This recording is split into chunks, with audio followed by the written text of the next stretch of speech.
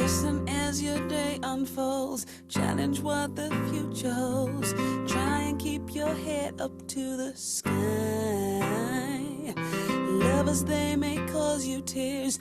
Go ahead, release your fears.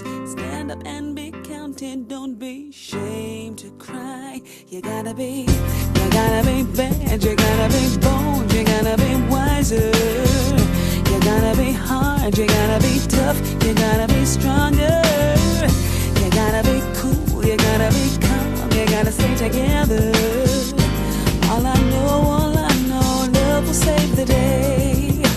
Herald what your mother said, read the books your father read, trying to solve the puzzles in your own sweet time. Some may have more cash than you, others take a different view. My, oh my, yeah, yeah. You gotta be bad, you gotta be bold, you gotta be wiser. You gotta be hard, you gotta be tough, you gotta be stronger. You gotta be cool, you gotta be calm, you gotta stay together. All I know, love will save the day. Time asks no questions, it goes on without you, leaving you behind if you can stand the pace. The world keeps on spinning, can't stop it if you try to. The best part is danger staring you in the face. Whoa. Remember, listen as your day unfolds. Challenge what the future holds. Try to keep your head up to the sky. Lovers, they may cause you tears. Go ahead, release your fears. My, oh my, eh, eh, eh. You gotta be bad, you gotta be bold, you gotta be wiser. You gotta be hard, you gotta be tough, you gotta be stronger. You gotta be cool, you gotta be calm, you gotta stay together. All I know, love will save the day. Yeah, yeah, yeah. You gotta be bad, you gotta be bold, you gotta be wiser. You gotta be hard, you gotta be tough, you gotta be stronger. You gotta be cool, you gotta be calm, you gotta stay together. All I know, love will save the day. Got to be bold, got to be bad, got to be wise, don't ever sad. Got to be hard, not too hard. All I know is love will save the day. You gotta be bad, you gotta be bold, you gotta be wiser. You gotta be hard, you gotta be tough, you gotta be stronger. You gotta be cool, you gotta be calm, you gotta stay together.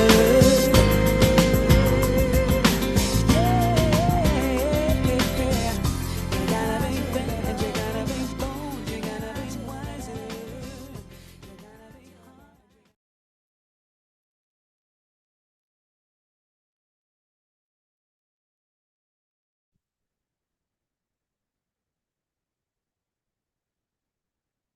Hi, and welcome.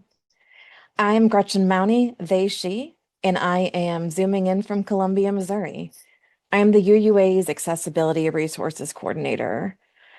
I am a elder millennial with chin-length blue hair, wearing a couple pairs of headphones, and some silver hoop earrings, a black blazer over a blue and black and white patterned top. In order to increase accessibility, we've employed ASL, and you can also activate a transcript or use the captions, all in some options in your Zoom. We will also be describing visual elements like I just did for myself, for anyone who's blind like me or finds them helpful in any other way. If you have any access needs that aren't being met, please direct them to our tech and accessibility assistant, Wendy Werrick. Or if you can't use the chat, very well like me, feel free to raise your hand using Alt-Y for PC or Option-Y for Mac, or just tapping on the icon, and we'll call on you and see how we can help. The meeting is being recorded for use as an accessibility resource, and the recording and transcript will be made available in the coming weeks. A final note. Please know that it is always okay to turn off your camera and leave the meeting space at any time. It's also okay to show up however you are able. This includes lying down, moving around, fidgeting, and more. However you show up, whoever you are beloved and welcome here. Our opening words this morning are from Care Work, Dreaming Disability Justice by Leah Lakshmi Peepsna Sammersuna. For years, awaiting this apocalypse, I have worried that sick and disabled people, we will be the ones abandoned when our city floods. But I am dreaming the biggest disabled dream of my life. Dreaming not just of a revolutionary movement in which we are not abandoned, but of a movement in which we lead the way. With all of our crazy, adaptive device, loving kinship and commitment to each other, we will leave no one behind. As we roll, limp, stem, sign, and move in a million ways towards co-creating the decolonial living future. I am dreaming like my life depends on it, because it does. We will now light our chalice with these words from Melanie Davis. If ever there were a time for a candle in the darkness, this would be it. Using a spark of hope, kindle the flame of love, ignite the light of peace, and feed the flame of justice. Our chalice is now lit, and we have an opening song this morning, Loosen by Ali Halpert. The video will show a variety of musicians of various genders playing their instruments and singing in a dark red tinted room. Ali, the lead singer, is wearing a hot pink shirt and a black vest.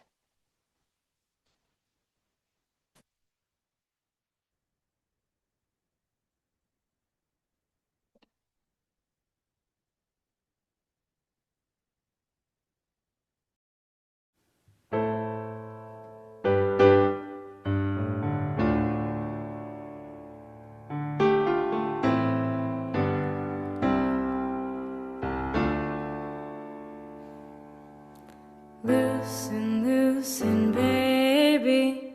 You don't have to carry the weight of the world in your muscles and bones. Let go, let go, let go. Loosen, loosen, baby.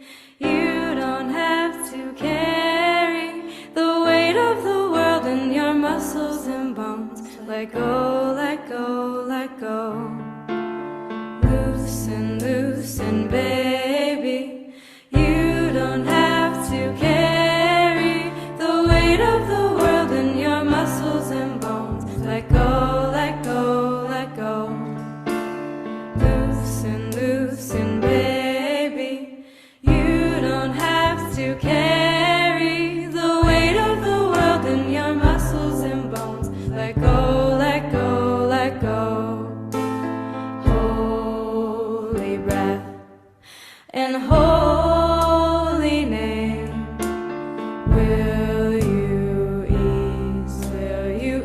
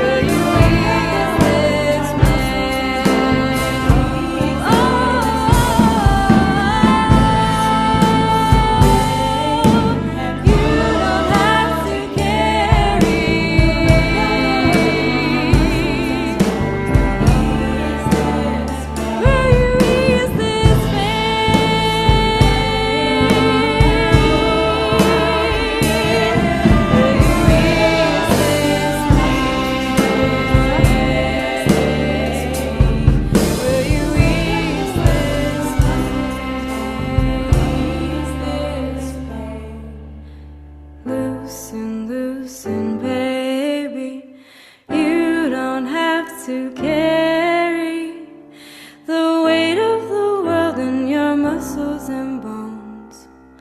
Let go, let go, let go.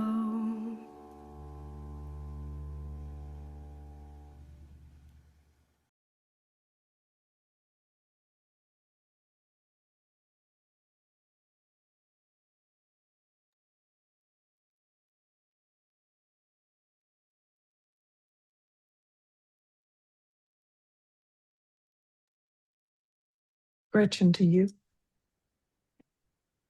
Yes, I was still focused on the music, I think. I love that song. This is Gretchen again, and I am so happy to welcome you to our first Uplift Access webinar of 2026. These monthly lunchtime learning sessions provide lay leaders, religious professionals, and more an opportunity to learn about an array of topics regarding accessibility, inclusion, and disability justice, and how to apply that knowledge to their work within Unitarian Universalism. As Unitarian Universalists, we affirm the inherent worth and dignity of all people, but we don't always know what that looks like in action. We are called to dismantle forms of oppression in ourselves and in our institutions, but we don't always know how. Through presentations on accessible practices, dismantling systemic ableism, and by highlighting the disabled UU experience, we aspire to equip you with the knowledge and tools to live these values out loud when it comes to our disabled siblings. This month, we're talking about creating communities of care. And one of the best ways to begin creating a community is to begin by getting to know the people around you. So let's start off by learning a little bit about each other here in this room. Please share your name, pronouns, and visual description, if that's comfortable for you, where you're based, and a few words that come to mind when you think of community care. Please put your answers in the chat for Wendy to read aloud for everyone, or if the chat doesn't work well for you, feel free to raise your hand, Alt-Y or Option-Y, or clicking on the raise hand button, and we'll ask you to share aloud for everyone.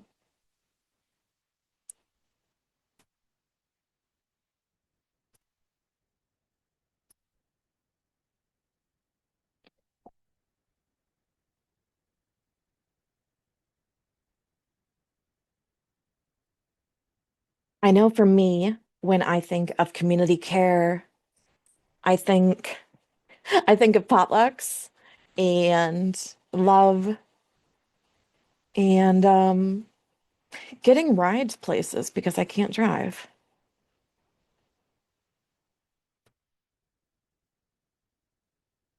Who else has thoughts?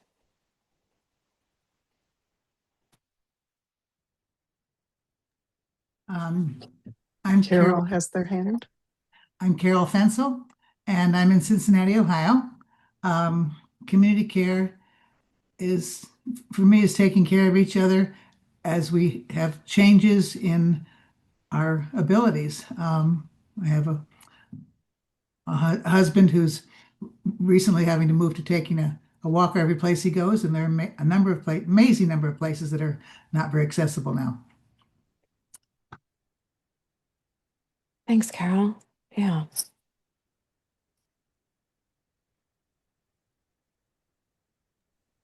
Shauna has their hand raised. Hey, Shauna, go ahead. Thanks, Gretchen. Good morning, everyone, or whatever time zone it is. Shauna Eisenberg, she or they pronouns. Visual description, I am an elder white person, femme presenting, trans, non-binary, I have long curly silver hair, wearing purple framed rose tinted glasses, and today just wearing a black hoodie because I'm in the Northeast in New Hampshire, Abenaki land, and it's cold. Let's see, and community care today comes to mind. Oh, singing together in our services really feels like community care for me. And just any moment of getting together, either physically or, via Zoom or chat with close friends who are also part of the communities, for me, intersecting trans and disabled communities, just being in contact with people that, even simple texts are really community care. Thank you. Thanks, Shauna.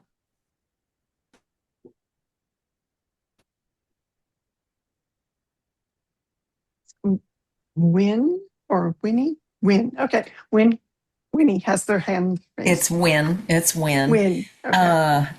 Hi, Win Ewing. My pronouns are she and her. I am an aging boomer with gray hair, curly hair, black glasses, and I am in Northeast Georgia. I am here because I am on denominational affairs team and have recently fractured my femur, so I have hopefully a temporary, but who knows, understanding more personal of what it's like to be not able to be at my full physical activity. I hope to learn more about this program, but I feel like community care is being aware of what's happening with folks around you, being concerned, showing that you care, and just communicating with folks. Thanks, Win. Okay. We have a chat from Connie. Connie uses she, they pronouns. She is a elder white person with short black hair, wearing headphones and dressed in black, as per usual. She's in Madison, Wisconsin. Community care to her means working toward equity for all people from a place of love. Thanks, Connie.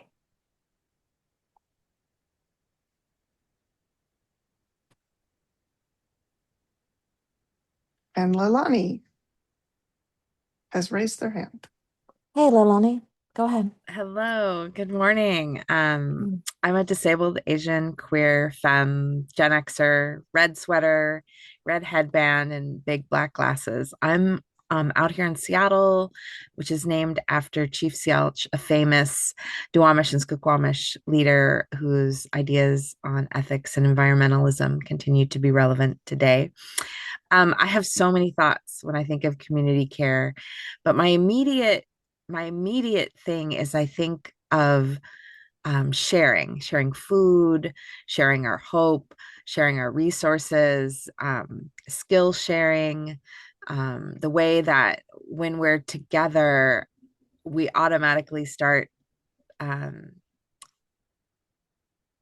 sharing, whatever it is we know how to do, whatever it is we've learned, the the great book we just read about disability justice or Black history. And then in my personal life, I think about how I've been stretching to talk to people I don't know, my neighbors that I don't know, going to community events in my little township, as a way to essentially getting to know the people who live around me, and also kind of trying to prepare for some of the collapse of services. So thanks. Thanks, Leilani.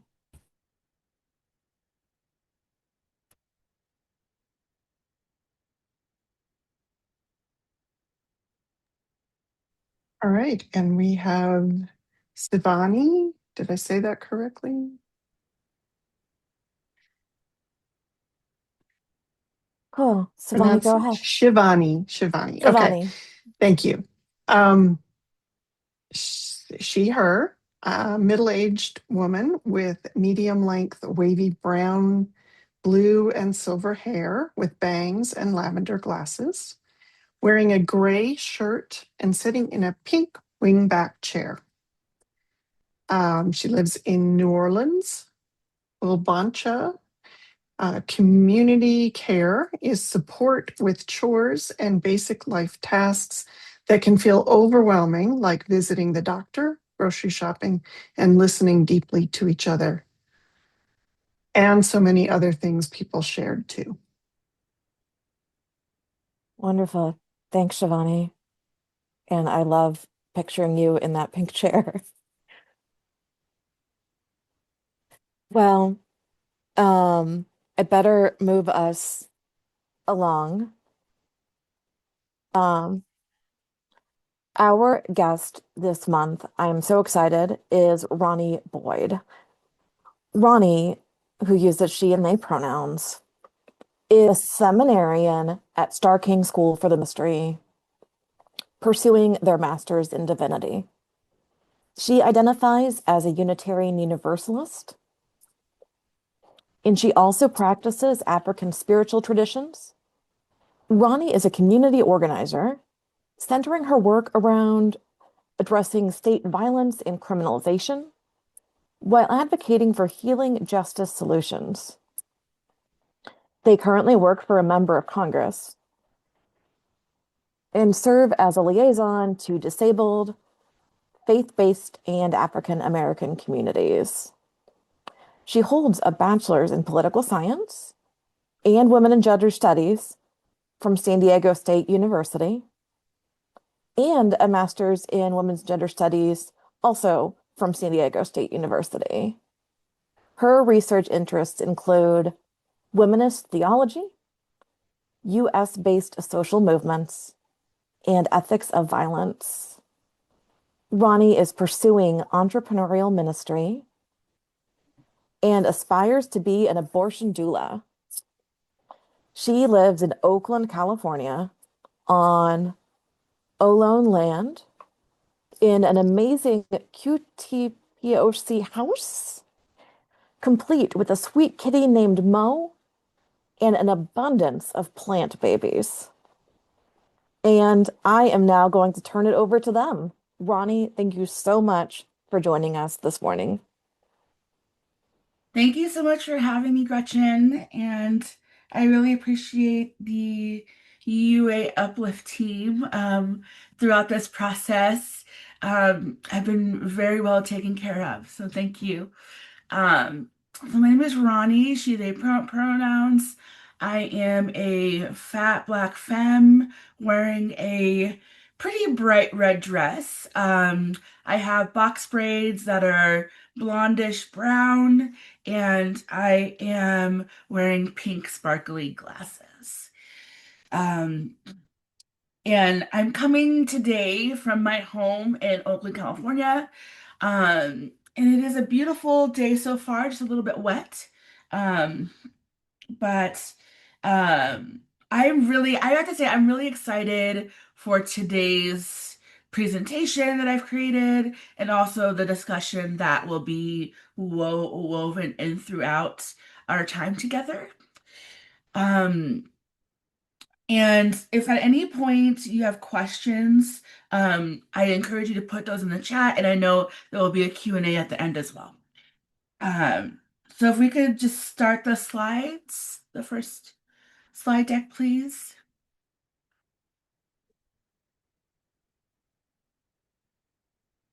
So, building communities of care for a disabled future. Next slide, please. I'm going to share a little bit about me, more than what Gretchen has shared.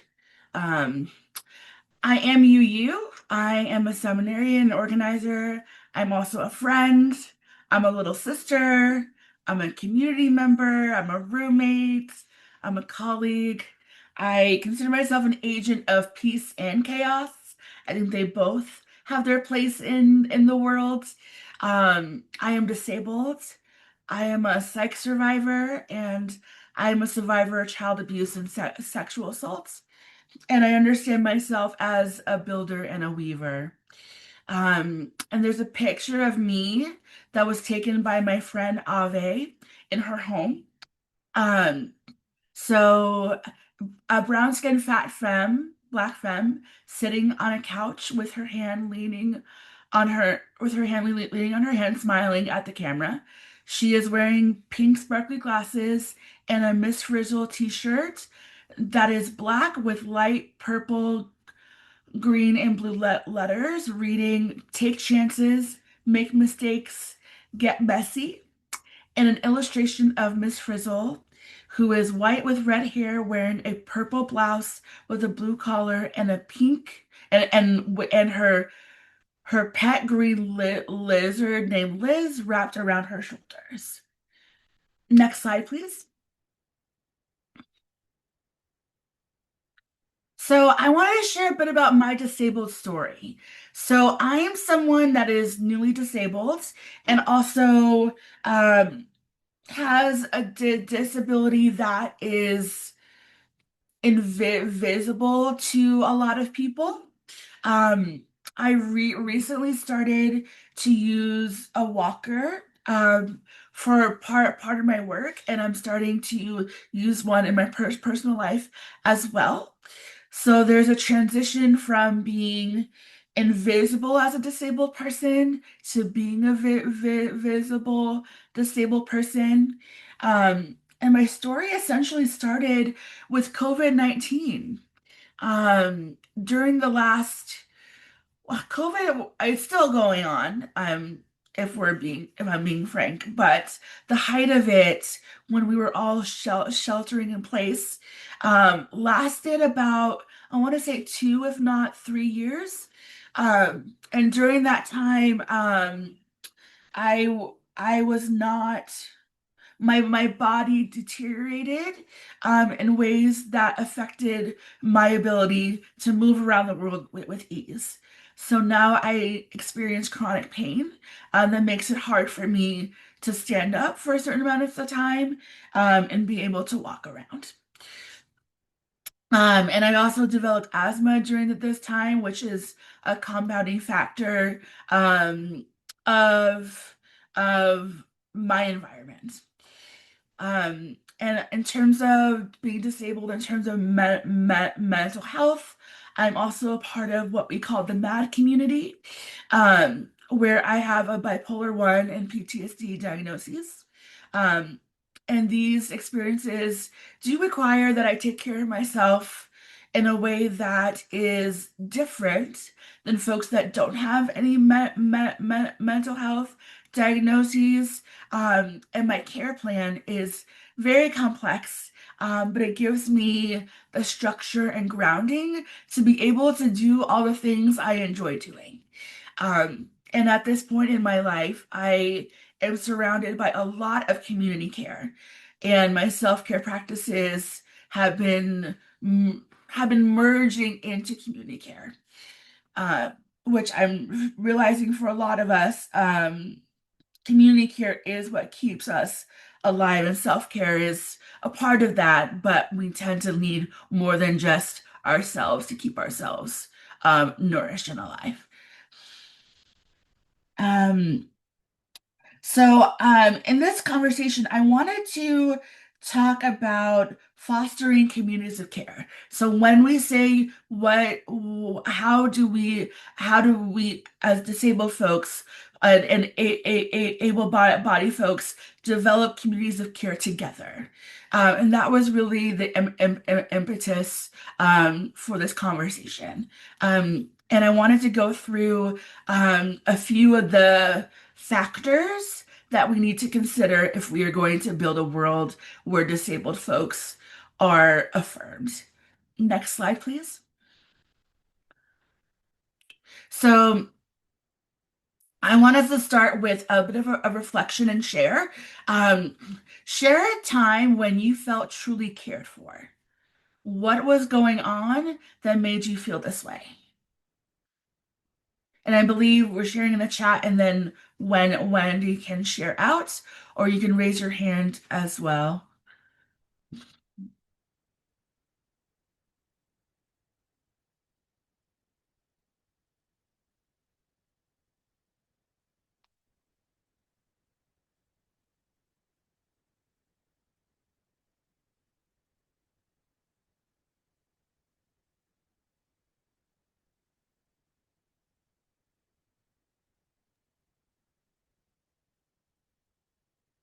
I think I'll kick us off. This is Gretchen. Okay. Um, I this past Thanksgiving, I um ended up not having a people to get together with, and not having a family Thanksgiving and things, which in the past I have.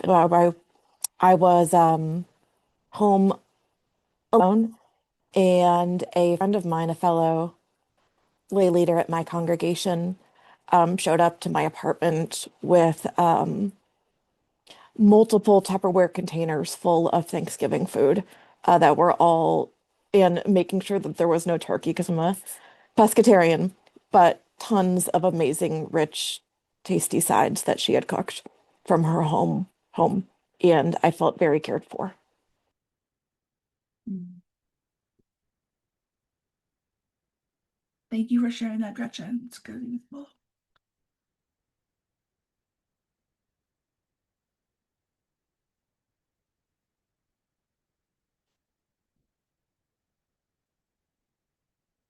Okay, and Carol is saying, had a medical issue, and both of my daughters volunteered to leave their work situations and come with me to the doctor. That's beautiful.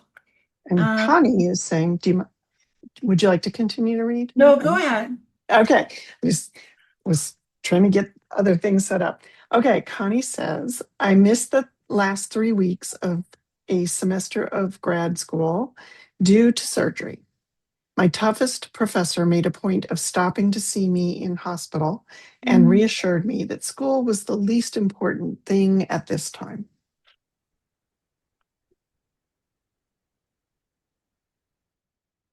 Oh, that just touched my heart. Mm.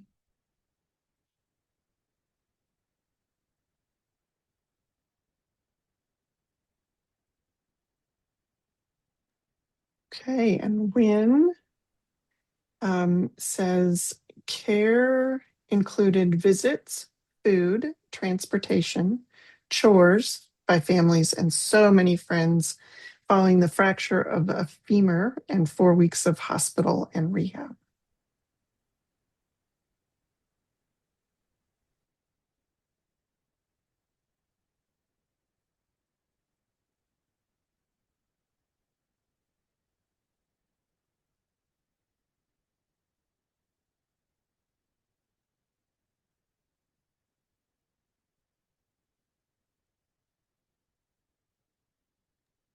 All right. And Amarin says, my team provided remote access for an important meeting without making remote participation exceptional or requiring an explanation.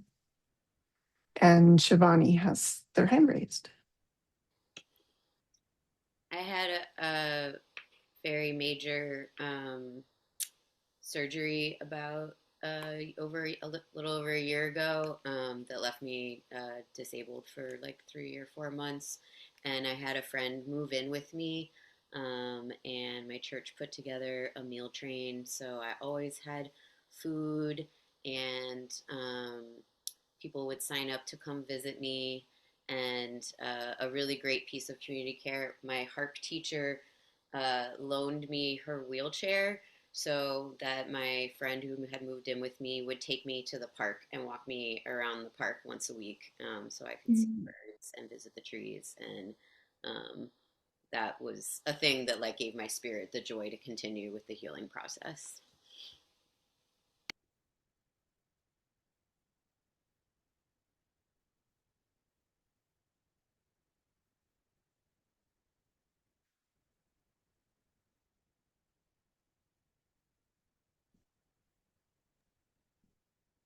And Leilani says in the chat, I'm the DRE at my congregation, and I'm recovering from vertigo. Oh, my heart goes out to you. And a recent fall. And the children, youth, and staff at my congregation have been carrying things for me and helping me go between floors in our building with greater ease. Other volunteers are doing setup at events, so I don't need to move around chairs and tables.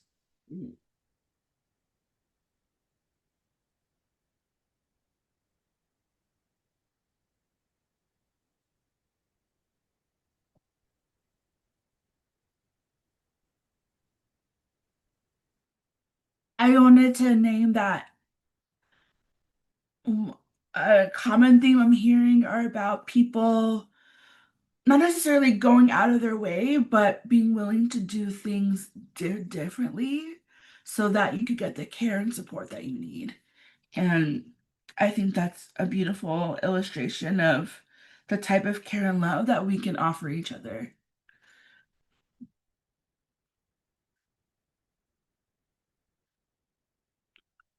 Okay. Next slide, please. So the four main buckets of how to foster communities of care for disabled folks is creating accessible and inclusive environments, and that's a full 360. Work, school, home, places of worship, businesses, government, social spaces, and virtual spaces.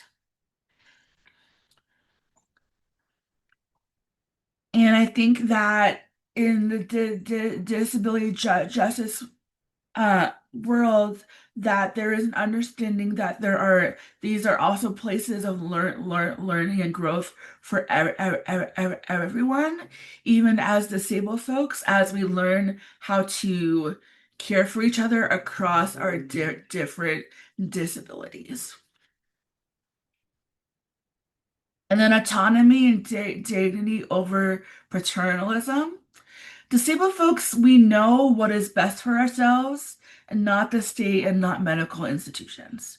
Whatever care that we ask for, require, need, is to be done with our consent. And then social and emotional connection is imperative to combating isolation and alienation that disabled folks experience by being in an ableist world. So some of those examples that you all gave would be around social and emotional connection. And then meeting specific requests of support. We tend to live in a society that tells people not to have needs, or that if you do have needs or too many needs, that you're a problem, you're needy, like that you should be able to do it on your own. And just as a person of color, a queer person, disabled person, all of my, marginalized identities, I would not be able to survive in this world without requesting things that I need, without putting forward, hey, I need a ride to the airport because I don't have money for an Uber. And for that to not be seen as being a burden on my community, but an opportunity for us to continue to build trustworthy and reliable connections. And I wanted to go to an example of a community here in Oakland that is personifying this. So can we go to the next slide, please?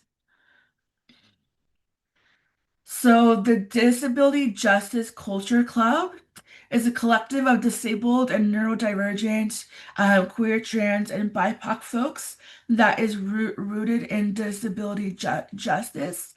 And they are cultivating joyful resistance in an interdependent community in East Oakland, where they center, uplift, and empower folks through shared resources, relationships, and liberatory spaces where no body or mind is left behind. So they have become a pillar in progressive spaces in Oakland.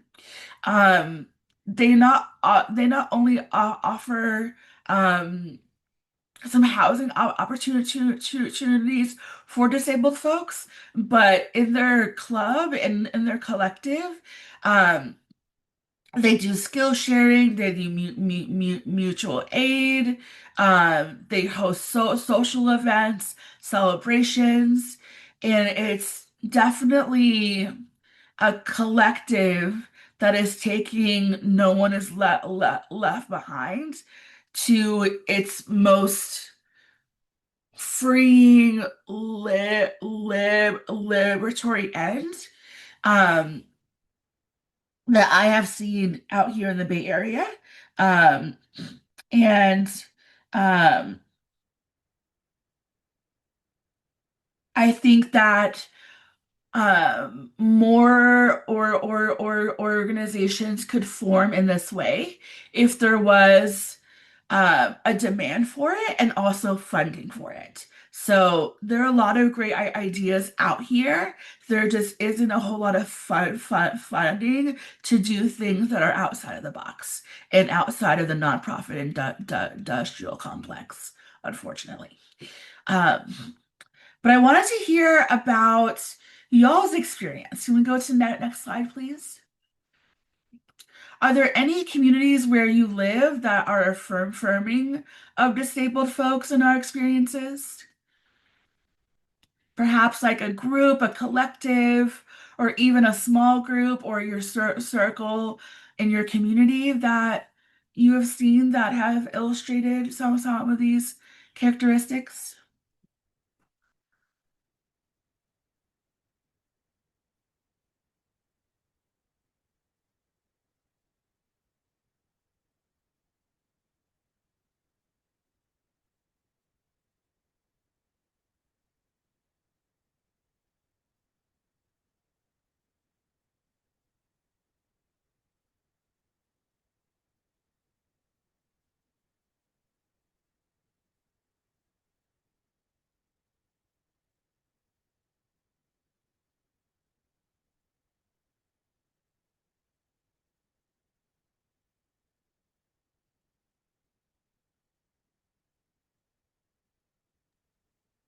Okay, Amron in the chat says a small private group chat.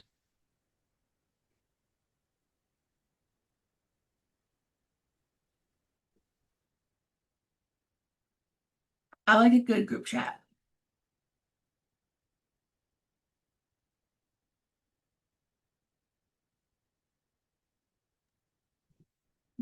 And Leilani writes, I feel like you folks are just starting to have some conversations about it. I'm fragrance sensitive, and the other DREs in my region have started an accessibility resource list to provide a place with info, checklists, learning opportunities, guidelines, etc., so they can learn and make events for everyone that are more inclusive. But they hadn't done this until I started repeatedly asking about access. Mm.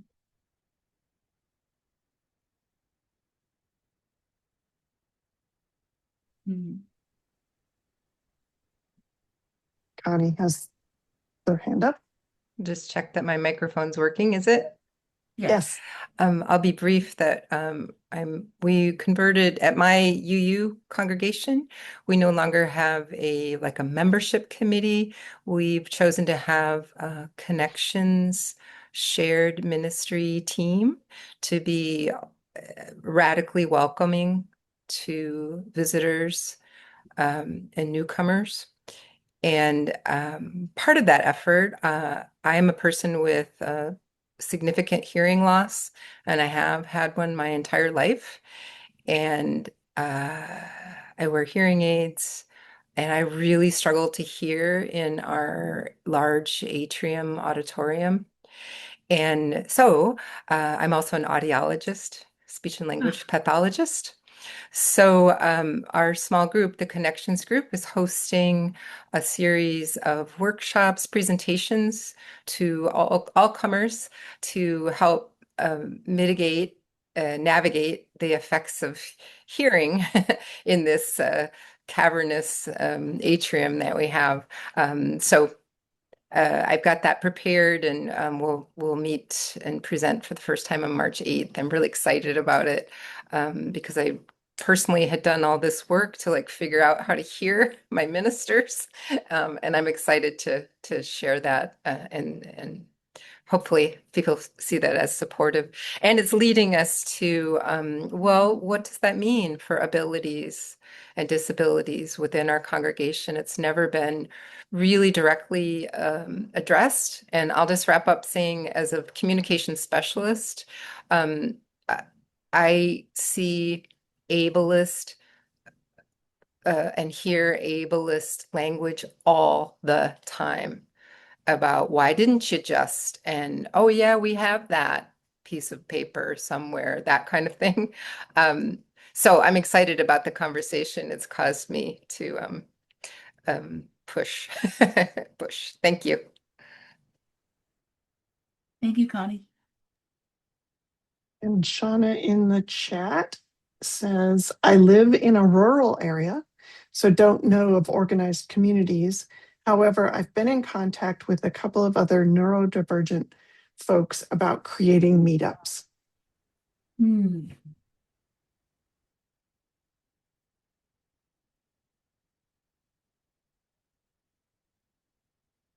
I love that. I will say that I know sometimes people can feel a little wary about smaller groups, but some of the most quality and impactful community can be on a smaller scale. Like we want quality over quantity, right? Uh, so I think that's a really good thing. Yeah.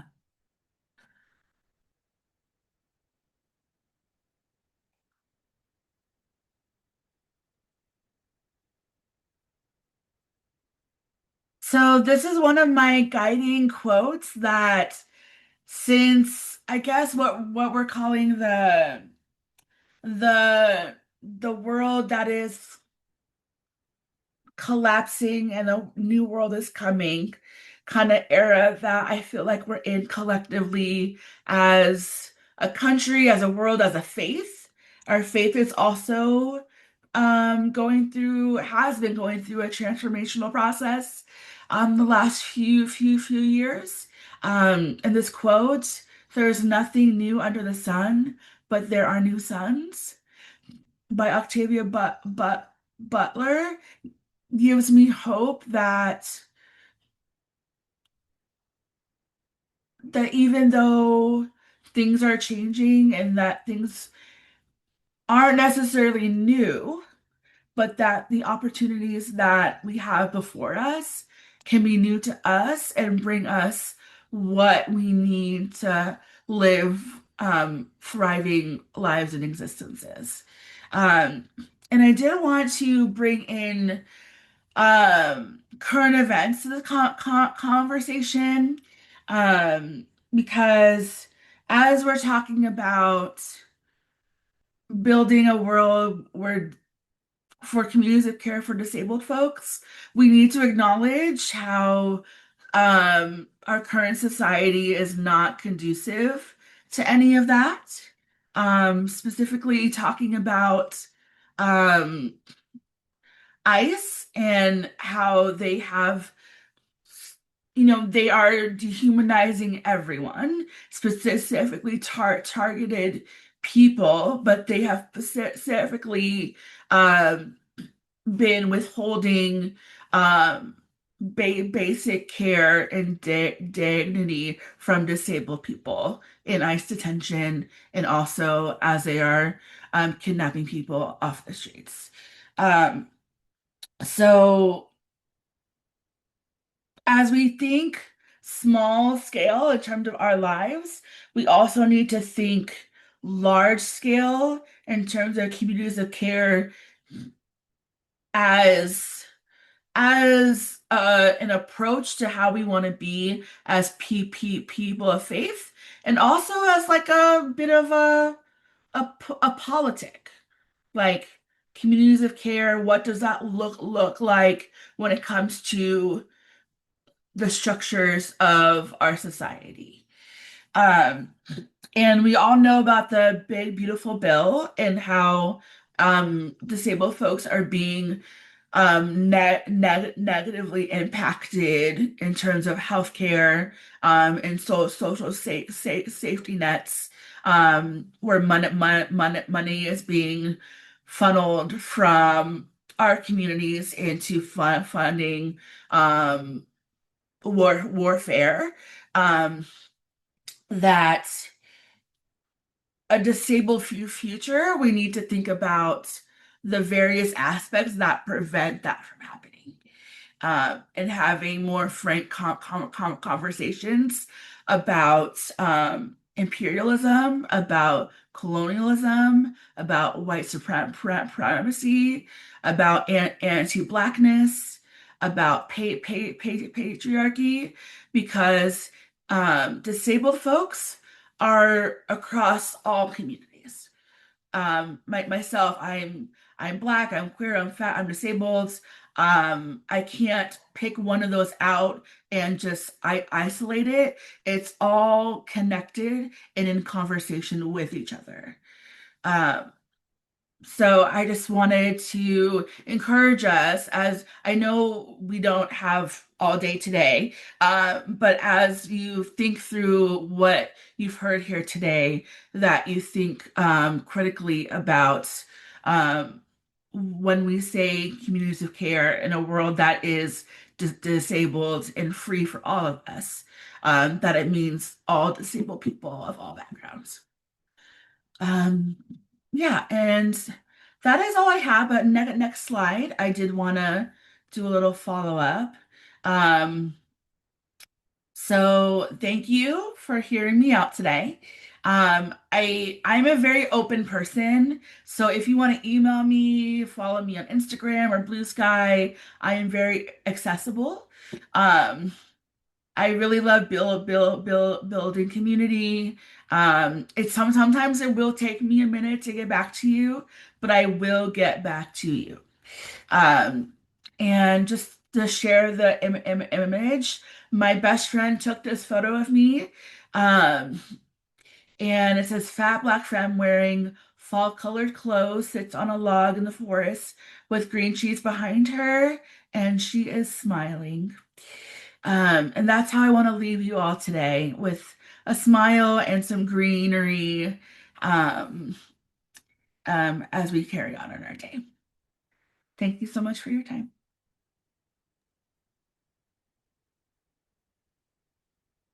Thank you so much, Ronnie. That was awesome. Uh, I, uh, to give everyone an update on time, we frequently run on Crip time for these presentations, these Uplift Access resource webinars. So they go a bit longer than an hour, sometimes closer to an hour, sometimes less close. But uh, so we've got just a tiny bit more program for you. We're going to share a song now, and after the song, we'll have time for just a few questions or comments if anyone would like to engage. This next song is Amen by Andrew Day. The screen's going to show the words Amen, Andrew Day, printed atop a vibrant orange background, and a Black woman with her hair up and large gold hoop earrings stands in front of a body of water.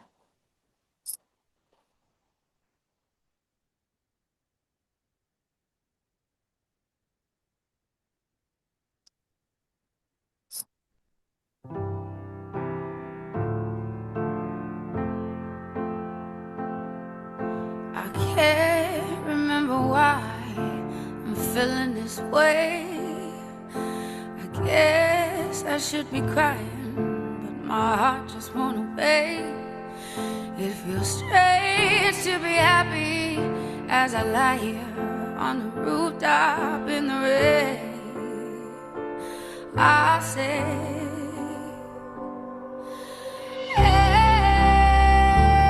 amen to all the crazy things that happened that made me who I am. I say, amen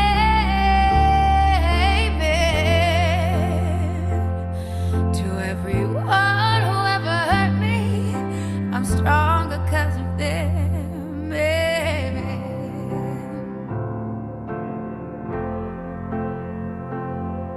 I'm not worrying about tomorrow, I'm forgetting yesterday. Just savoring the moment in this unfamiliar place. And I'm feeling like the velvet in a beat-up guitar case. And so I say,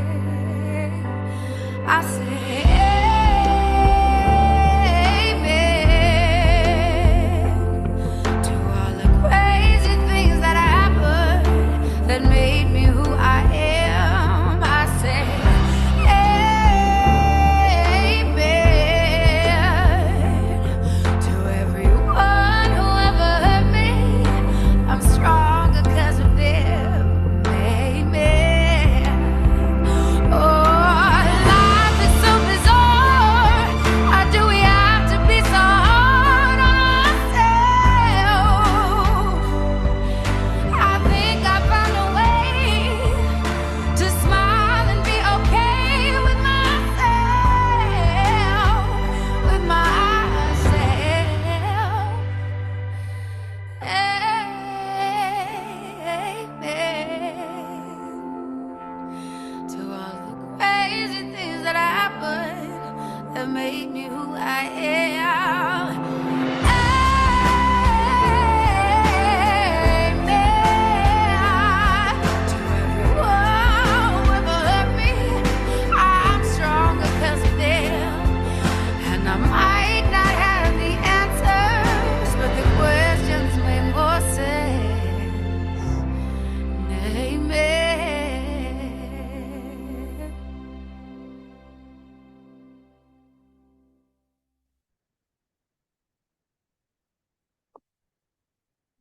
Hey, we have time now for a few questions. If anyone would like has a question or anything for Ronnie Boyd.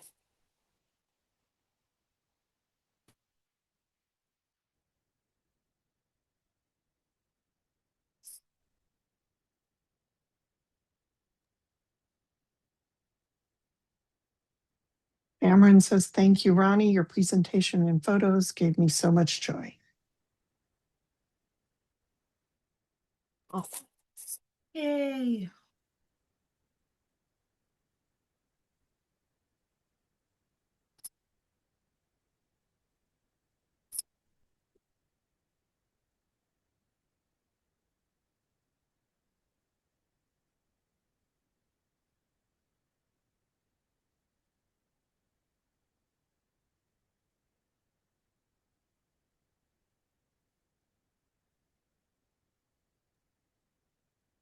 Looks like Leilani had to go, but she says, thanks, Ronnie and all.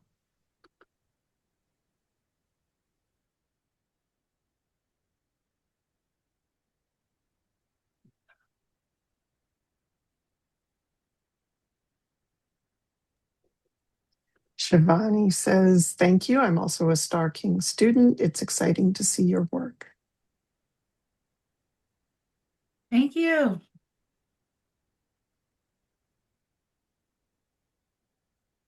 Oh, thanks, everybody. Lots of love. Thank you from Wynn for bringing a light to this important work.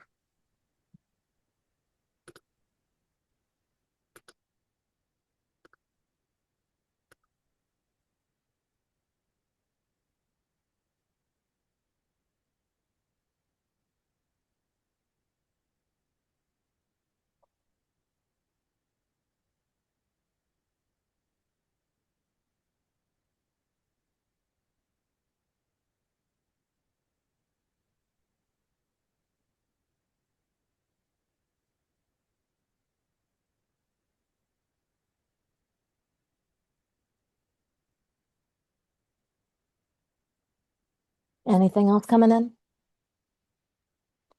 in? No. Okay.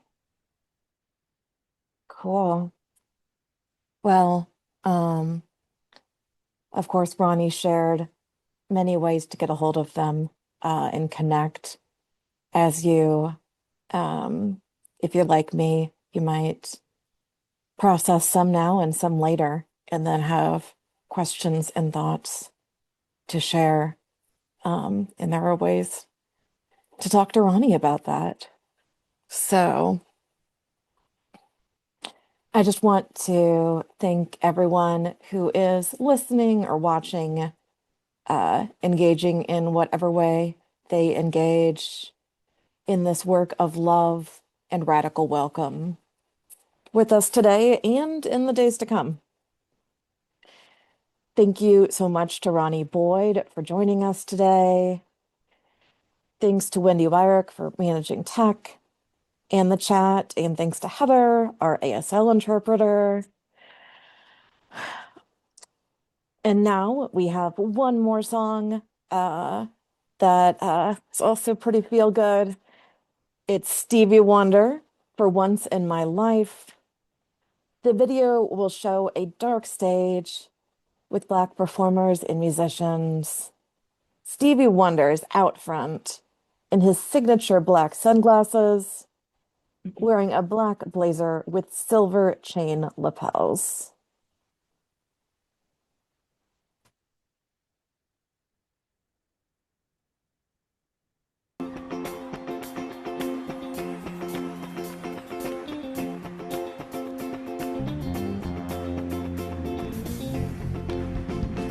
For once in my life, I have someone who needs me, someone I've needed so long. For once, unafraid, I can go where life leads me. Somehow I know I'm strong. For once, I can touch what my heart used to dream of long before I knew.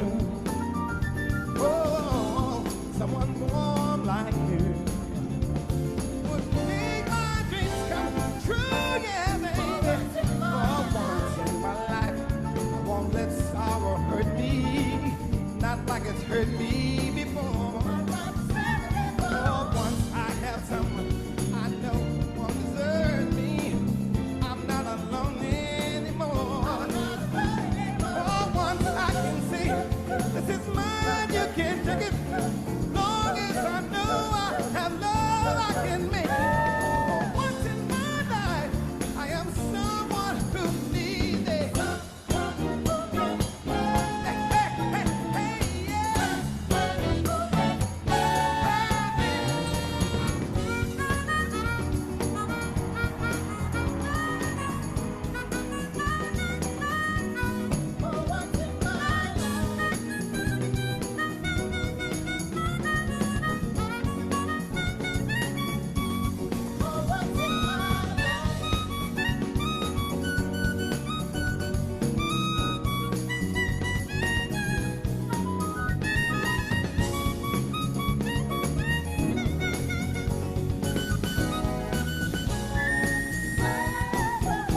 For once in my life, I won't let sorrow hurt me, not like it's hurt me before.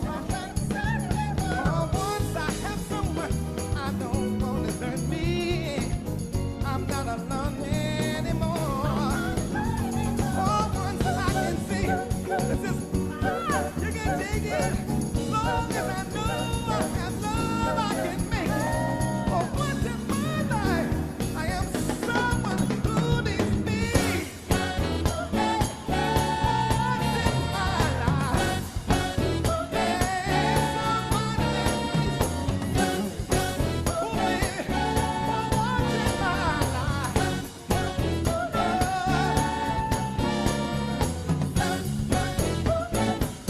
somebody that needs.